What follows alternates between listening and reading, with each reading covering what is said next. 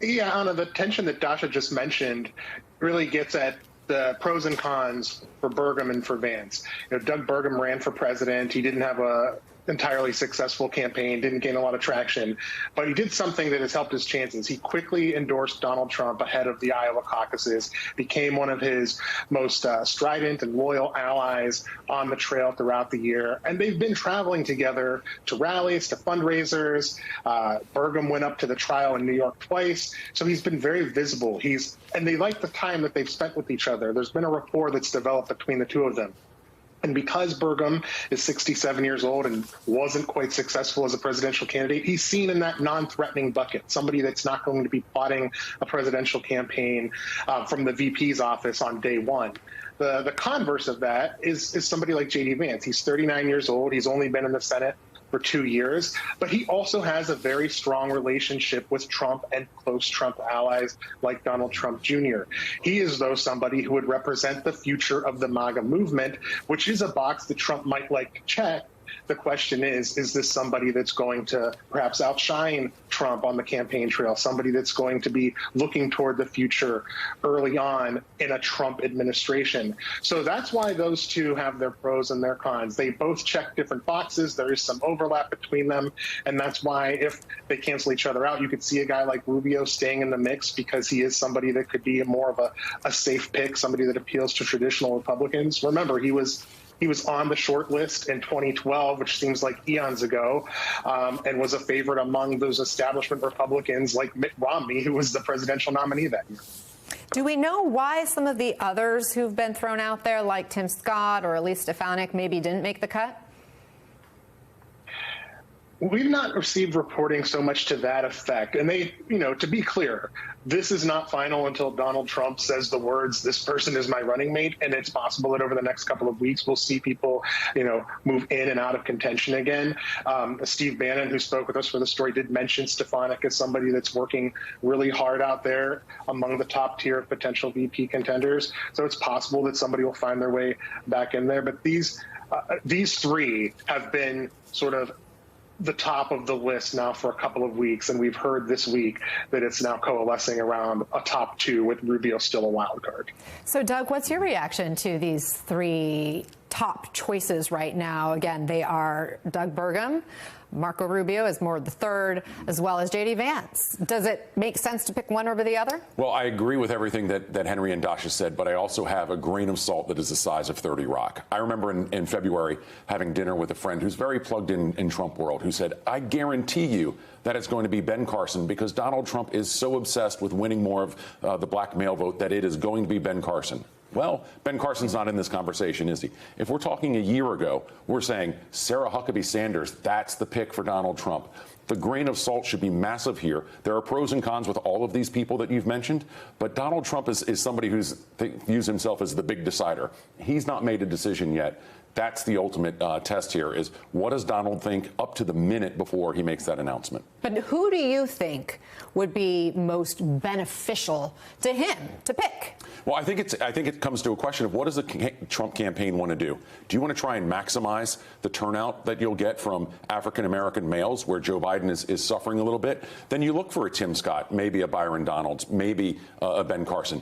Do you want to try and appeal to suburban women, because Republicans have had a problem with that this cycle and last cycle? So then maybe an Elise Stefanik or a Sarah Huckabee Sanders makes sense. It's what does Donald want? What have we learned about everything about Donald Trump in the 7 years since he's come down that escalator? It is always about what does Donald want? As we were just discussing, one of the people interviewed for this piece was Steve Bannon. And Matthew, he's quoted in here as saying, unlike 2016, Republicans have a deep bench of talent. Looks like a cabinet being formed. There will be lots of consolation prizes for these killers. Do you buy that? Do you think we'll see some of these people in a Trump administration if it happens?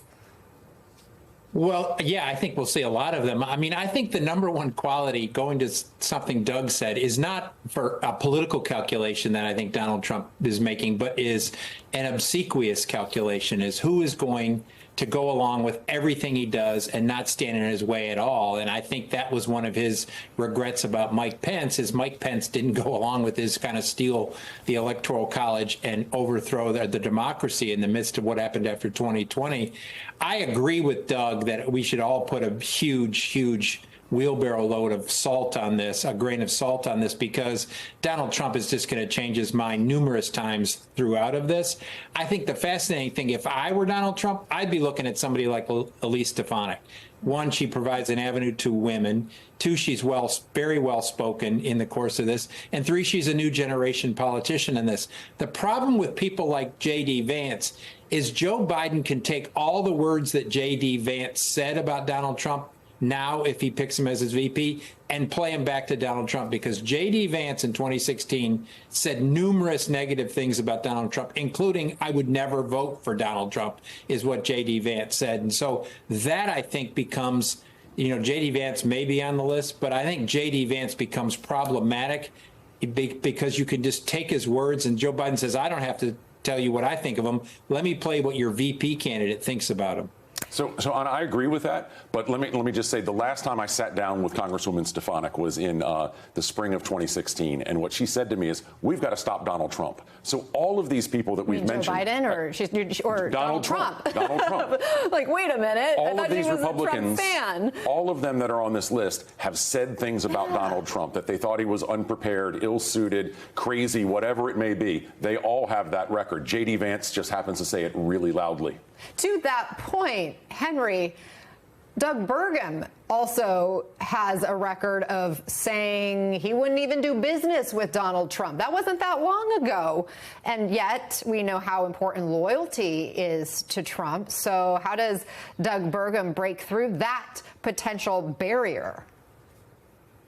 So for Burgum, I think there's two things at play here. There's a little bit of a recency bias with Trump, where Burgum has been spending so much time with him lately, has had the chance to make his case in person more than some of the others on the list. But also Burgum has been on a bit of a cleanup tour himself. He's been doing a lot of conservative and right-leaning media, and he's been asked this very question about these remarks that he made on Meet the Press almost a year ago, saying that he would not do business with Donald Trump. And he said that he's gotten to know Trump better since January, and that coincides with the endorsement ahead of the Iowa caucuses, with Burgum doing a lot more events with Donald Trump, doing more events on Donald Trump's behalf, and having the chance to make that case directly to him. And Trump's had the case to make, I suppose, the case directly to Burgum. They've been able to develop that relationship that I mentioned. So, yes, it's definitely something that Burgum has identified as a possible vulnerability. He's trying to clean it up. And I'd say in comparison to guys like Vance and Stefanik, he's not been as, to Doug's point, as loud about his criticism for Trump. He ran a campaign that was definitely not Trump-like, but he was never one of the ones that was like throwing bombs in Trump's direction, and that might help him in the end. And Matt, I want to read another part of the article, and I quote, "Then there's Rubio, an attractive and perhaps more traditional option because of his potential appeal to Hispanic voters, suburban women, and the older guard Republicans who ruled the party when he was a finalist to be Mitt Romney's running mate 12 years ago. But Rubio never showed up at court for Trump's criminal trial, unlike Burgum and Vance." What do you make of that? Is this a sign that the Trump trial is going to be a crucial part of this race? Well, with Donald Trump, all politics is personal. Every single avenue, the way he views, the lens through which he sees people is all, will they, bend the knee to him as much as humanly possible? And he's willing to forgive some things they said as long as they're down on both knees praising him in the course of this. And so, I mean, I think that's what's in Donald Trump's calculation in the course of this. My guess is there's probably something about, because of all the things, we talked about what Elise Stefanik said, and we've talked about what others have said.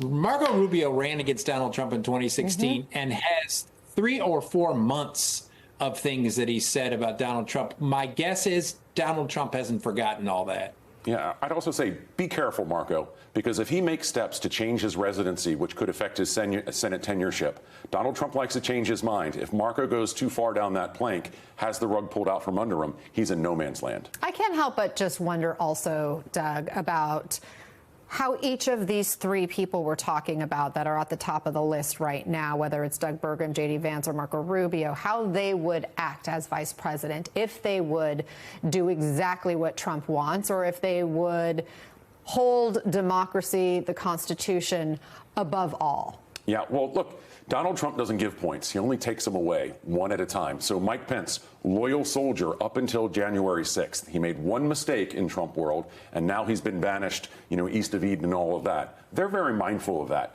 Their political futures are based on being loyal to their president. That's true of any vice president to any president, but Donald Trump isn't any president. That's right. Well, thank you all very much. Dasha Burns, Henry Gomez, Doug Heye, Matthew Dowd. I appreciate the conversation. Great reporting, guys.